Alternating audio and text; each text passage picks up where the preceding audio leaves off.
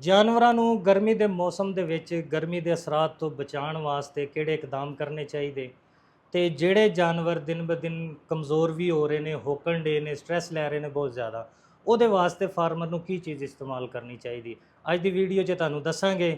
ਲੇਕਿਨ ਇਸ ਤੋਂ ਪਹਿਲੇ ਤੁਹਾਨੂੰ ਤਾਰਫ ਕਰਾਉਣਾ ਚਾਹਾਂਗਾ, ਮੇਰੇ ਨਾਲ ਅੱਜ ਇੱਕ ਮਹਿਮਾਨ ਮੌਜੂਦ ਨੇ, ਲਾਈਵ ਸਟਾਕ ਦੇ ਬਹੁਤ ਹੀ ਅੱਛੇ ਕਾਬਿਲ ਡਾਕਟਰ ਗੁਲਾਮ ਰਸੂਲ ਸਾਹਿਬ ਅੱਜ ਤੁਹਾਨੂੰ ਦੱਸਣਗੇ ਜਾਨਵਰਾਂ ਨੂੰ ਗਰਮੀ ਦੇ ਵਿੱਚ ਮੁxtਲਿਫ ਅਸਰਾਤ ਨਾਲ ਜਿਹੜੇ ਪ੍ਰੋਬਲਮ ਆਉਂਦੇ ਨੇ ਉਹਨਾਂ ਦਾ ਹੱਲ ਕੀ ਕਰਨਾ ਚਾਹੀਦਾ। ਮਿਲਦੇ ਹਾਂ ਡਾਕਟਰ ਸਾਹਿਬ ਨਾਲ। ਜੀ ਡਾਕਟਰ ਸਾਹਿਬ। शुक्रिया अमजद साहब। अच्छा अजकल बहुत ज़्यादा गर्मी है, बहुत ज़्यादा हबस है। इहदे तुसीं मेरे को दो सवाल पूछे ने। एक सवाल ये पूछा है कि गर्मी तो जानवर नूं किवें बचाना है, दूजा सवाल है कि उन्हां दा जिहड़ी है ना भुख यानी उहदा हाजमा वो किवें इनक्रीज़ करना है, अच्छा करना है, बेहतर करना है कि वो खुराक भी ज़्यादा खान तो गर्मी भी उन्होंने ना लगे।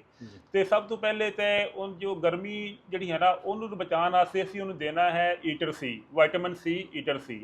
ये तुसी रोज़ाना अपने जानवर नूं 20 ग्राम 30 ग्राम डेली का दे सकते हो जानवर की जिसामत के हिसाब नाल। ते जानवर जिहड़ा है उनकी कुव्वत मुदाफत वधेगी, गर्मी घट लगेगी तो जानवर बड़ा कंफर्टेबल रहेगा।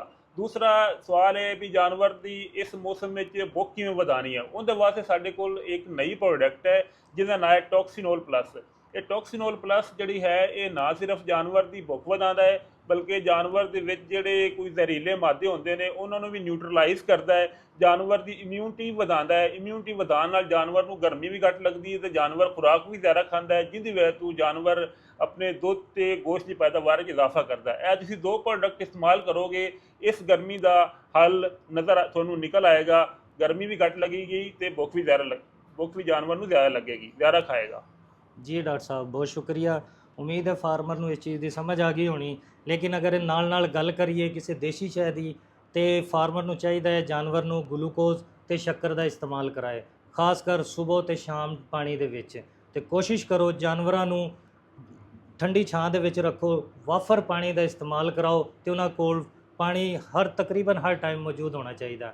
ਉਮੀਦ ਕਰਦਾ ਵੀਡੀਓ ਅੱਛੀ ਲੱਗੀ ਹੋਣੀ, ਸ਼ੇਅਰ ਕਰੋ ਤਾਂ ਕਿ ਦੂਸਰੇ ਲੋਕ ਵੇਖ ਕੇ फ़ायदा हासिल ਕਰਨ। शुक्रिया।